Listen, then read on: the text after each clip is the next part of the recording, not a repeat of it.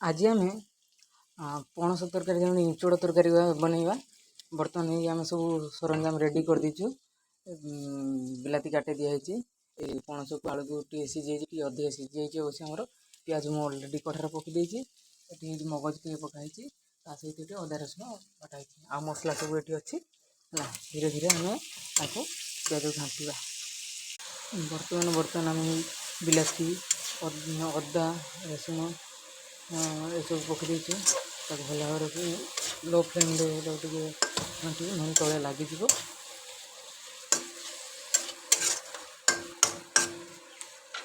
गला ग्रेवी बर्तमान आम दे देचु।